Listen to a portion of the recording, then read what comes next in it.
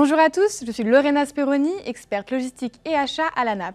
Bonjour, je suis Aurélien Pierre, expert RH. Nous sommes ravis de vous accueillir aujourd'hui pour vous présenter l'offre logistique de la NAP. Pour introduire cet événement, nous aurons le plaisir d'accueillir sur ce plateau Madame Emeline Flinois, directrice générale adjointe de la NAP et également directrice des pôles achat et logistique. Nous accueillerons à distance les témoignages de Chloé Levignon, membre de la direction du CH de Dunkerque, et Céline Deronte, cadre de santé également au CH de Dunkerque. Nous aurons aussi les témoignages à distance de Lionel Vac, président de la RTLH, l'association des responsables de transport et logistique hospitalier et expert du réseau ANAP, et puis de Laurence Léniel de la FDS, l'association française des directeurs de soins. Je vais d'abord laisser la parole à Madame Flinois.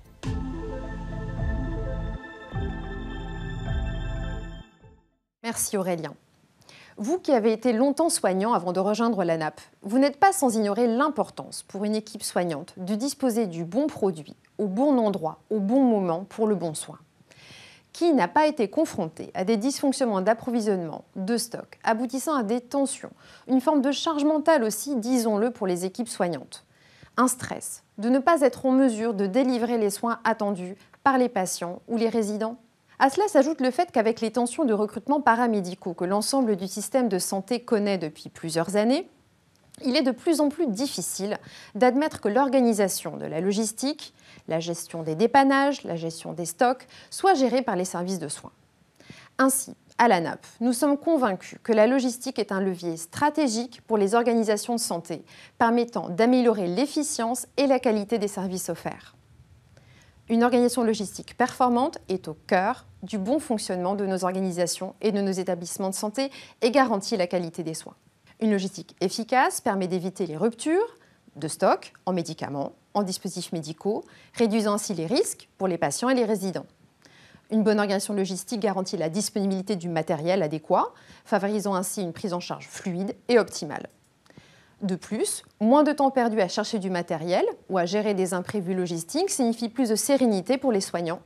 Pour répondre à ces défis et améliorer la performance globale, la professionnalisation et l'optimisation de la supply chain hospitalière sont indispensables.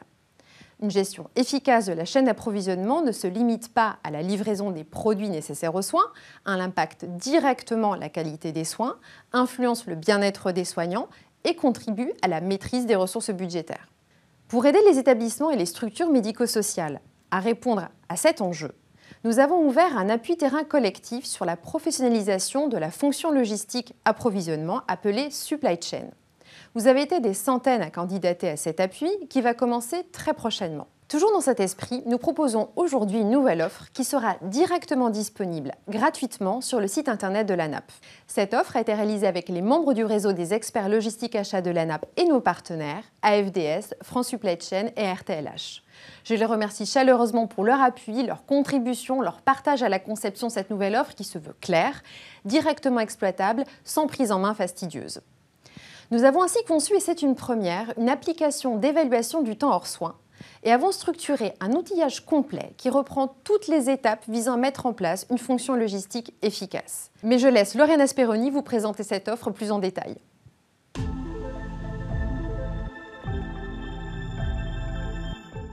Tout d'abord, je vous propose de retrouver la présentation du pas à pas. Le pas à pas, c'est votre guide en 4 étapes pour structurer et déployer une fonction logistique des tâches efficace. Tout commence par la première étape, je structure mon projet. Avec ces outils, je m'inspire des conseils pour la conduite de mon projet et j'utilise les outils pour mener à bien toutes les étapes. La seconde étape, c'est j'évalue le temps hors soins. Avec ces outils, évaluer la charge administrative et logistique impliquant les soignants. Dans cette étape, vous retrouverez l'application Plus de soins que nous allons vous présenter dans un instant. Sur la troisième étape, j'optimise mes flux. Vous retrouverez des outils pour vous aider à sécuriser vos flux et dimensionner au plus juste besoin. Une production sur le plein vide vient compléter cette étape. Et enfin, la dernière étape, je contractualise.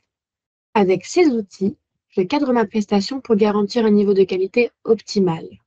Dans cette étape, vous retrouverez un modèle de contrat de service ainsi qu'un outil qui vous permettra de calculer votre taux de service. Pour vous aider à vous approprier ces ressources, nous avons repensé notre offre. Tout au long de l'année, de nouvelles productions viendront enrichir notre espace. Des fiches méthodologiques sur la supply chain, des fiches méthodologiques sur le schéma directeur logistique, des autodiagnostics. Tout cela, c'est possible grâce à la collaboration avec nos membres du réseau Achat et Logistique que nous remercions pour leur engagement. L'application a été développée suite à l'étude nationale menée par la NAP en 2023 sur la fonction logistique d'étage. Cette étude a mis en évidence un manque d'outils permettant d'identifier précisément la charge hors soins et le temps que les soignants y consacrent. Ce manque de données peut entraîner une sous- ou une surévaluation du périmètre d'activité à prendre en charge par les équipes logistiques. C'est pourquoi cette application a été conçue. Elle permet d'évaluer sur une période de 7 jours les activités hors soins réalisées par les soignants. Cette évaluation est menée auprès des cadres de santé, infirmiers, aides-soignants, référents et autres fonctions. L'objectif de cet outil, c'est d'identifier le temps consacré aux tâches logistiques et administratives pour mieux l'optimiser. L'enjeu est clair, libérer du temps aux soignants pour qu'ils se reconcentrent sur leur cœur de métier. Et à partir de cette analyse, l'outil vous proposera des préconisations adaptées à vos activités. Nous nous sommes entretenus avec Laurence Léniel, présidente de la FDS. Je vous propose d'écouter son retour d'expérience en tant que directeur des soins.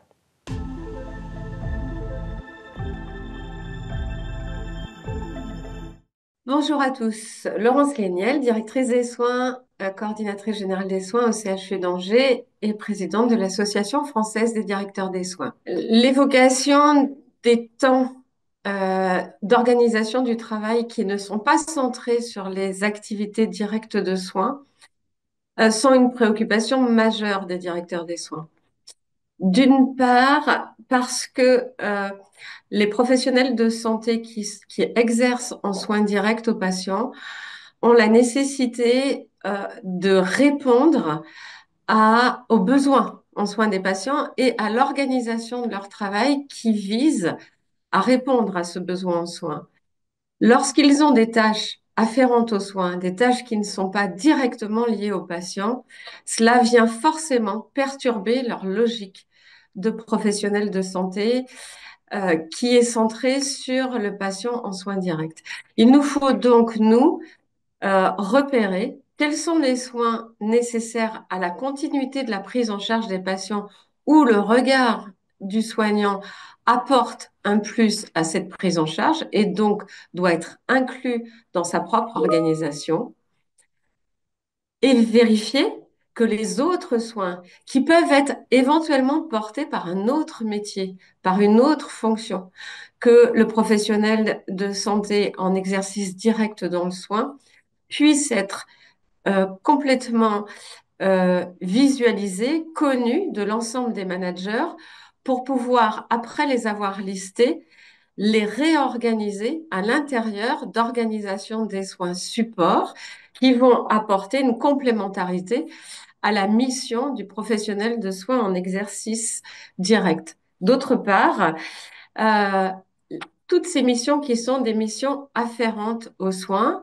qui sont essentielles, puisqu'elles contribuent à l'organisation de la prise en charge, mais pas forcément dans le soin direct. Toutes ces missions, quand elles sont situées sur le professionnel de proximité de santé et qui doit, lui, continuer à la prise en charge du patient, toutes ces missions viennent interrompre la mission de soins. Et ça apporte une charge mentale considérable aux soignants, le tiraillant entre sa mission essentielle et la mission de soins de support.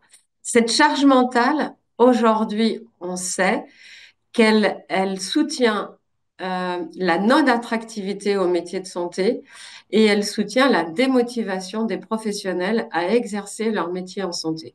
C'est pourquoi il me semble essentiel que nous puissions travailler avec la NAP à des outils qui nous aident à organiser le mieux possible le soin direct aux patients et le temps de support en soins qui est important, mais qui ne doit pas complètement se mutualiser avec le soin direct aux patients. Dans le cadre d'un appui terrain, la NAP a reçu une sollicitation d'un établissement, le CH de Dunkerque, pour l'accompagner sur l'activité hors soins. De même, nous nous sommes entretenus avec Madame Levignon, membre de l'équipe de direction. Ayant pu tester nos outils, elle va pouvoir nous présenter son retour d'expérience sur la partie pilotage des équipes et les résultats obtenus.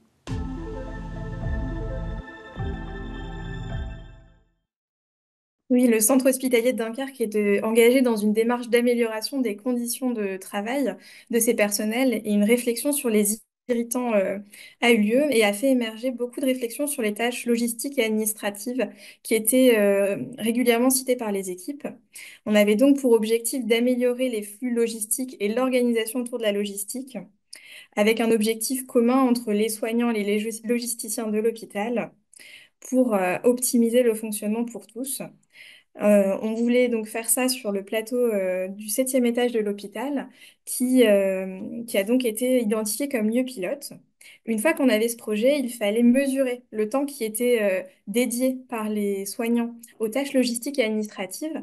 Donc on avait commencé à réfléchir à un outil Excel éventuellement, et on a appris que la NAP avait travaillé sur une application qui permettait de répondre à notre besoin. Et c'est comme ça que nous avons commencé le projet. Le bénéfice d'utiliser l'outil de la NAP en phase de recette finale, ça a vraiment été du coup un bon moment, un bon timing pour nous, puisqu'on lançait un projet et qu'il y avait cet outil qui pouvait encore peut-être avoir quelques retours terrain. Donc l'objectif pour nous d'abord, c'était le timing était parfait, et ensuite on savait qu'il y avait peut-être des petites améliorations possibles et qu'on a pu faire remonter, elles ont pu être prises en compte. Alors, la perception de l'outil par les cadres et les soignants, donc ça s'est joué d'abord parce qu'on a présenté à l'encadrement, donc au cadre sup et au cadre de santé des services concernés l'outil. Leurs retours ont été vraiment globalement positifs, donc on s'est dit que ça pouvait être intéressant. Collectivement, on a ensuite fait le choix d'aller lors des transmissions des équipes pour leur présenter l'outil, et le retour a été très bon, la prise en main très facile. On a vraiment eu un retour immédiat. Jessie Roche, qui est la responsable logistique de Dunkerque, a tout de suite adhéré avec cet outil qui nous a semblé beaucoup plus facile et intuitif qu'un tableur Excel auquel on avait pensé initialement. Concernant les soignants, on a eu aussi de très bons retours lors de ces moments qu'on est allé passer aux transmissions. En fait, on leur a apporté un petit QR code pour tester directement l'outil sur une campagne test, et ils se sont tout de suite appropriés l'outil. On a eu quelques questions, on a mis en place quelques outils pour les aider, mais globalement, l'adhésion et la prise en main étaient très rapides. Donc la façon dont l'outil restitue les résultats est vraiment intéressante parce que nous, ça donne tout de suite des données qui sont déjà préanalysées par l'outil. On peut tout de suite voir la répartition notamment du temps entre les différentes tâches, et surtout on a la possibilité de choisir quelles tâches peuvent être reprises par l'outil. Et ça vraiment, ça a été pour nous une grande facilité dans l'analyse des données. Cette analyse, elle est encore en cours, mais les premiers éléments nous ont vraiment été très utiles.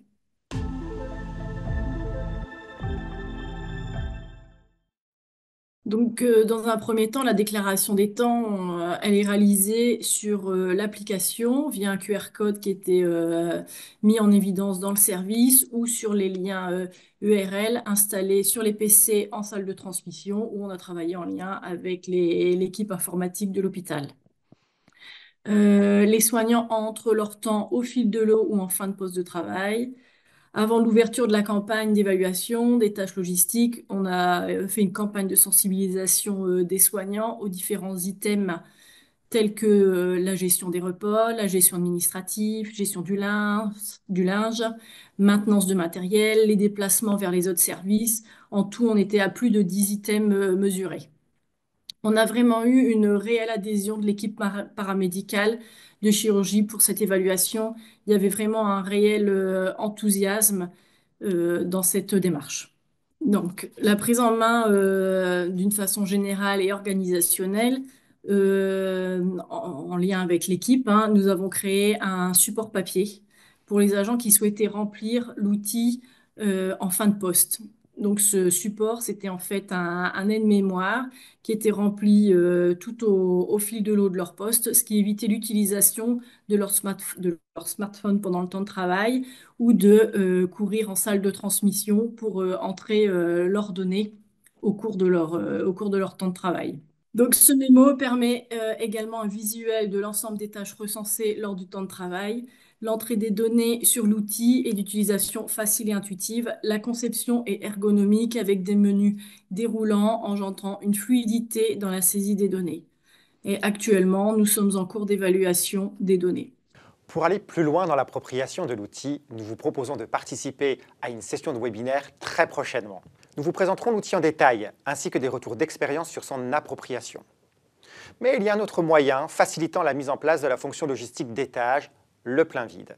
La NAP a réalisé une production à ce sujet, mais Lorena, le plein vide, qu'est-ce que c'est et pourquoi est-ce indispensable ?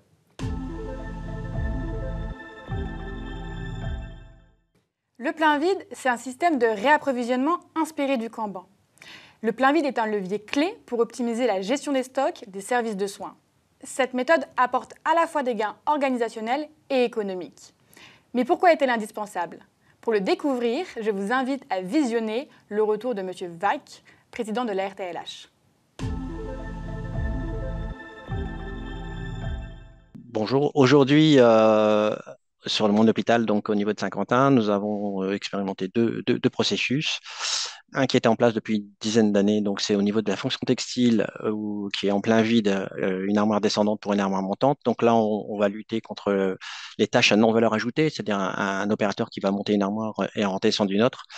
Et la blanchisserie va compléter la dotation sur le remplissage de l'armoire. Donc là, on voit vraiment des gains plus des paramètres qui vont maîtriser la norme RABC sur la fonction textile. Donc, deuxième exemple sur la partie plateforme logistique, donc le magasin, donc, où nous avions un processus papier au niveau de la gestion des stocks. Nous sommes passés sur un WMS en intégrant la livraison, le rangement, le stockage, la gestion des stocks dans les unités de soins. Donc là, on a retiré totalement cette gestion au niveau des soignants. Leur intervention est juste sur des surconsommations où elles vont opérer d'une demande informatisée. Donc là au niveau des flux, l'impact économique, effectivement, elle est importante puisque nous sommes plus sur des récupérations de produits ou des retours magasins avec des dates périssables, puisque nous sommes sur une gestion des dotations informatisée et contrôlée par les agents du magasin en complémentation. Donc, la complémentation, c'est un agent logistique qui va dans l'unité de soins, qui va contrôler les stocks et qui va regarder, les consommations et aussi les dates de péremption. Donc, il y a effectivement un aspect économique important sur cette partie.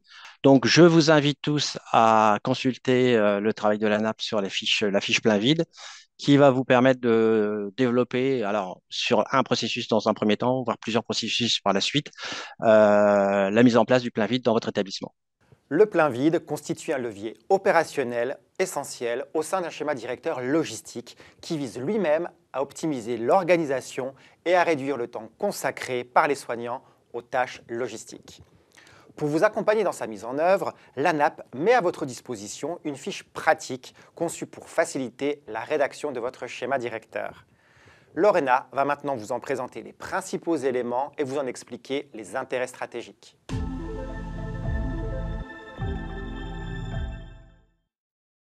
La production ANAP sur le schéma directeur logistique met en évidence l'importance de son articulation avec le schéma directeur immobilier et système d'information pour une cohérence globale. Et pour mieux comprendre cette dimension stratégique, je vous invite à découvrir la vision de Lionel Vac.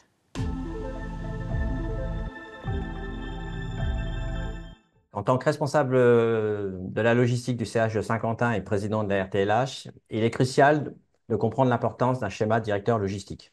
Ce schéma pouvant s'articuler avec les schémas directeurs immobiliers du système d'information, qui donne une visibilité au projet logistique.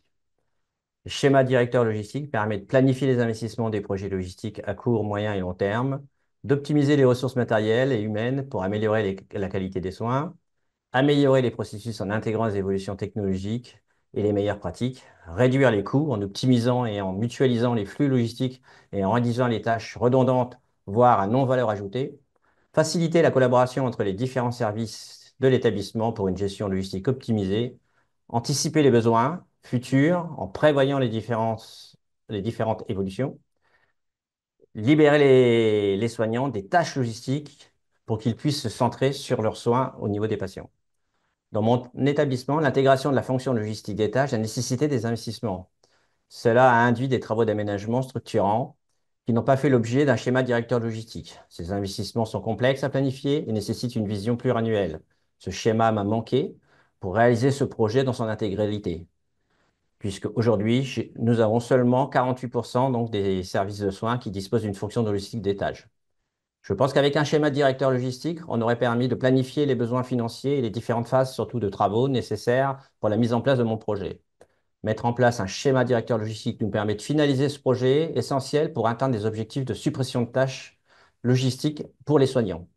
Le schéma directeur logistique est également crucial pour d'autres projets, par exemple la mise en place d'un WMS sur un magasin, qui peut prendre des années en raison d'un manque de coordination entre la direction informatique, la direction technique et celle de la logistique.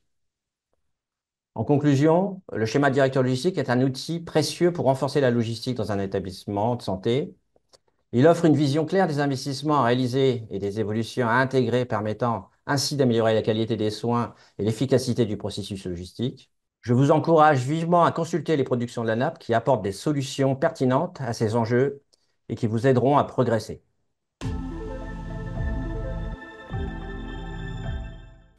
Merci Monsieur Vac, merci Madame Speroni. J'en profite pour remercier nos partenaires et les professionnels hospitaliers qui ont témoigné aujourd'hui. L'ensemble des outils et productions de la NAP, réalisés dans une logique de pair à pair, ont vocation à être évolutifs. Si vous avez des remarques ou des suggestions d'amélioration, n'hésitez pas à les partager avec l'équipe. Nous vous rappelons que l'application fera l'objet d'un cycle de webinaires auquel vous pouvez vous inscrire sur notre site internet anap.fr, rubrique événements. Je vous invite également à nous retrouver le 30 juin prochain à Montrouge, à la Journée nationale qui portera sur les solutions de robotisation et d'intelligence artificielle au service de la logistique et de la pharmacie. Nous vous attendons nombreux. Merci à tous pour votre écoute. La NAP, l'expertise en partage.